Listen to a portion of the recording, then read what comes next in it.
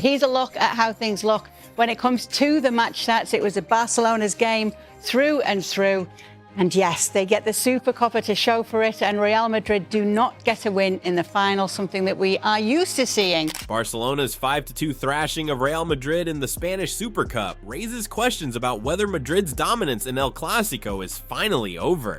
Honestly, no, I wasn't surprised, because this is a Real Madrid that we've seen many times, and many times because the structure of Real Madrid has been getting results but not delivering good performances. The quality and ability that these players have up front, it makes the difference every single weekend. In a stunning and dominant performance, FC Barcelona overcame their bitter rivals Real Madrid 5-2 in an unforgettable Spanish Super Cup final, securing their 15th title in the competition. The match, which took place in Jeddah, Saudi Arabia, saw Barcelona put in a superb display of football, coming from behind early to thrash Madrid in what became one of the most memorable El Clasico encounters in recent years.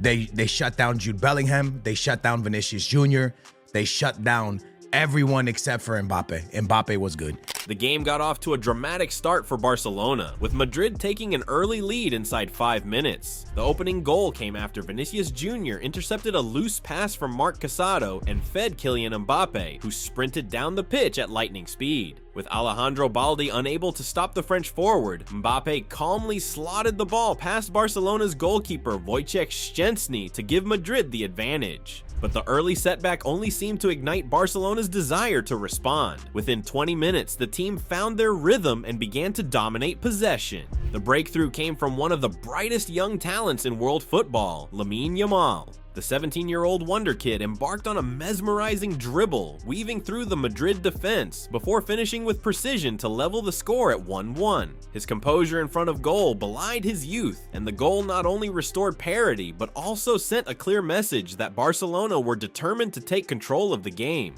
Barcelona's surge continued as they capitalized on a crucial error from Madrid's Eduardo Camavinga. The French midfielder fouled Gavi in the penalty area, giving Barcelona a chance to take the lead. Robert Lewandowski, ever the clinical finisher, stepped up to the penalty spot and coolly dispatched the ball past Thibaut Courtois, putting Barcelona 2-1 ahead. The momentum was firmly in Barcelona's favor, and they didn't stop there. In the 39th minute, Raphinha rose to meet a perfectly delivered cross from Jules Koundé and guided the ball into the net with an excellent header, extending Barcelona's lead to 3-1. The first half ended with a flourish for Barcelona, as Raphinha turned provider once again. This time he played a key role in setting up Alejandro Balde, who finished with confidence to make it 4-1 just before the break. Real Madrid, despite their early promise, had been thoroughly outplayed, and the scoreline reflected Barcelona's dominance on the pitch. It was an extraordinary 45 minutes, with Barcelona controlling possession and dictating the tempo of the game. As the second half kicked off, Barcelona showed no signs of letting up. They picked up right where they left off, and just minutes into the half, Raphinha sealed his brace with another stunning individual goal. The Brazilian winger cut inside, gliding past a number of Madrid defenders, before calmly placing the ball into the net to make it 5-1. The match seemed all but over, and it was clear that Barcelona were on course to lift the Spanish Super Cup for a record-breaking 15th time. Madrid did have a brief moment of hope after a dramatic turn of events. In the 60th minute, Szczęsny was shown a straight red card for a reckless challenge outside the penalty area on Mbappe. Initially, the referee had booked Mbappe for diving, but after reviewing the incident on VAR, the decision was overturned and the Polish goalkeeper was sent off. This left Barcelona with a difficult situation as they were forced to finish the game with just 10 players. Iñaki Peña replaced Szczęsny in goal, and moments later, Madrid found a way to capitalize on the man advantage. Rodrigo struck a free kick that beat Peña, flicking off his fingertips and into the net off the post to reduce the deficit to 5-2. With just over 20 minutes left to play, it seemed as though Madrid might mount a late comeback, but Barcelona's resilience and control ensured that never materialized. Despite the numerical disadvantage, Barcelona remained composed and stifled Madrid's attempts to find a way back into the game.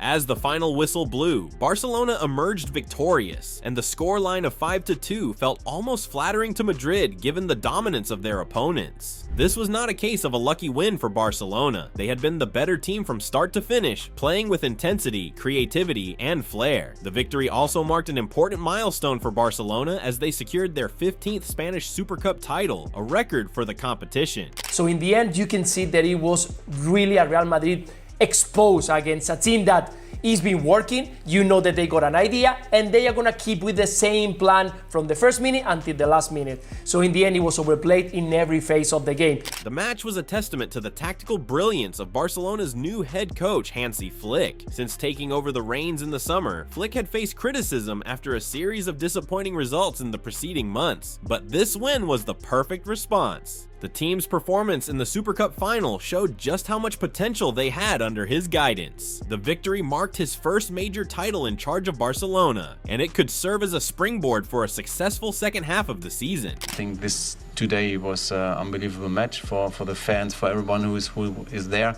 was there in the stadium. For the coaches, not so much, but at the end, it's really fantastic and we don't look back, so we only look back to make things better, and we also show them how we do it in Madrid. Barcelona's attacking play was simply irresistible. The combination of Raphinha's directness, the creativity of Pedri, and the brilliance of Lamine Yamal was a joy to watch. Raphinha's tireless performance was particularly impressive as he was involved in both scoring and setting up goals, his energy and skill making life difficult for Madrid's defenders all night long. Yamal's performance was especially noteworthy, with the teenager showing remarkable maturity and composure for someone so young. His goal and overall contribution were a clear indication that he could become one of the most exciting players in European football in the years to come. On the other hand, Real Madrid were left to reflect on a disjointed and disappointing performance. Despite taking the lead early on, they were unable to cope with Barcelona's attacking prowess and were ultimately outclassed in every department. The decision to play so defensively after taking the lead backfired, and they found themselves unable to handle Barcelona's relentless pressure. While Mbappe and Vinicius Jr. showed flashes of brilliance, they were unable to make a significant impact on the game as the match wore on. Madrid's lack of structure and inability to regain control of the game was evident, especially after Szczęsny's red card, which left them with an even more difficult task.